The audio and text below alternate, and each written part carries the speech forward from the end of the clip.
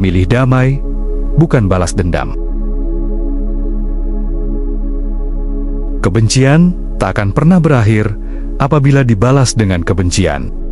Tetapi kebencian akan berakhir bila dibalas dengan tidak membenci. Inilah satu hukum abadi yang telah diungkapkan oleh Sang Buddha, sebuah kebenaran yang tetap berlaku, melampaui ruang dan waktu, budaya dan bangsa. Dalam kehidupan manusia, sejarah panjang umat ini dipenuhi oleh pertikaian dan peperangan.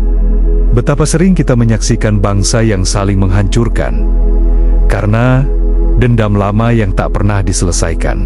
Satu luka dibalas dengan luka yang baru, satu penghinaan dibayar dengan pembalasan yang lebih besar, hingga akhirnya tidak ada yang benar-benar menang. Yang tersisa hanya penderitaan berkepanjangan.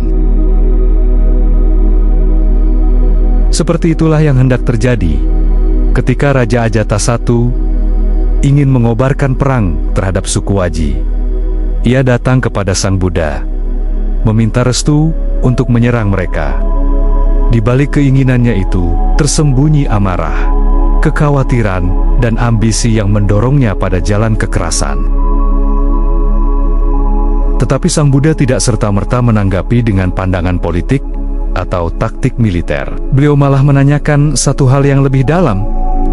Apakah suku Waji masih hidup rukun, berkumpul secara teratur, saling menghargai dan menjaga aturan mereka? Sang Buddha tidak berbicara soal kekuatan pasukan atau strategi serangan, melainkan menyorot cara hidup dan hubungan antar sesama. Selama mereka masih menjaga persatuan dan tidak menanam kebencian satu sama lain, mereka sulit ditaklukkan. Dalam nasihat itu, tersimpan pemahaman bahwa kekuatan sejati tidak terletak pada senjata, tetapi pada keharmonisan dan keutuhan batin. Di dunia ini, selama kebencian dibalas dengan kebencian, maka lingkaran kekerasan akan terus berputar. Dari satu generasi ke generasi berikutnya, warisan luka itu terus diwariskan. Namun ketika seseorang berhenti, ketika seseorang tidak lagi menyimpan pikiran seperti aku dihina, aku disakiti, aku dikalahkan, maka disitulah kebencian mulai kehilangan tempatnya.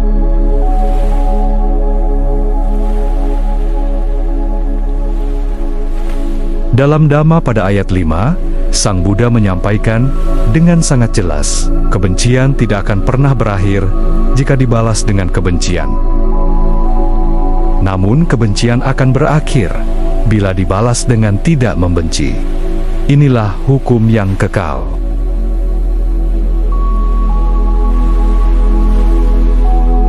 Nasihat ini bukan hanya kutipan indah, ia adalah panduan hidup. Ia adalah ajakan untuk menyadari bahwa damai sejati tidak akan pernah lahir dari kemarahan yang dibalas dengan kemarahan. Sebaliknya, ia hanya bisa tumbuh dari batin yang bebas dari dendam. Saat seseorang melepaskan keinginan untuk membalas, ia sedang menutup pintu dari satu sumber penderitaan. Tidak berarti ia lemah atau menyerah, tetapi karena ia telah memahami bahwa kebencian tak pernah menyelesaikan apapun. Perang mungkin bisa memukul mundur musuh, tetapi tidak pernah menyembuhkan luka batin yang tersembunyi. Apa yang disampaikan Sang Buddha kepada Raja Ajatasattu bukan sekadar nasihat kepada seorang raja, melainkan pelajaran untuk semua makhluk yang masih tenggelam dalam kemarahan.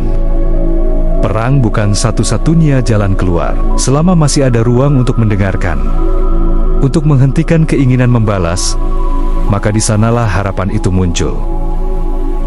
Memaafkan bukan berarti melupakan, tetapi memilih untuk tidak lagi menambah penderitaan yang sudah cukup panjang. Dalam dunia yang terus terombang-ambing oleh ketegangan dan permusuhan, keberanian terbesar bukanlah menyerang lebih dahulu, tetapi mampu untuk menahan diri dan memilih damai.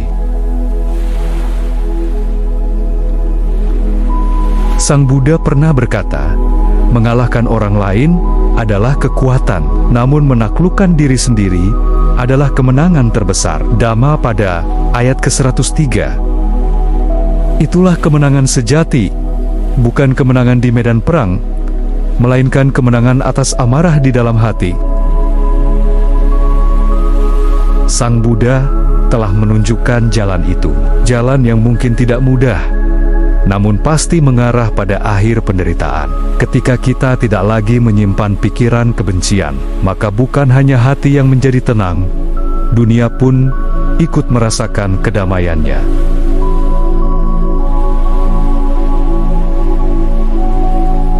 Sebelum kita mengarahkan jari pada dunia yang gaduh dan penuh konflik, mari kita tenangkan diri sejenak. Tanyakan dengan jujur pada hati sendiri, apakah aku masih menyimpan kemarahan terhadap seseorang? Apakah masih ada luka lama yang terus aku ulang dalam pikiran? Apakah aku pernah membalas kebencian dengan kebencian, walau hanya dalam pikiran? Cobalah untuk melihat lebih dalam. Bukankah kebencian itu melelahkan?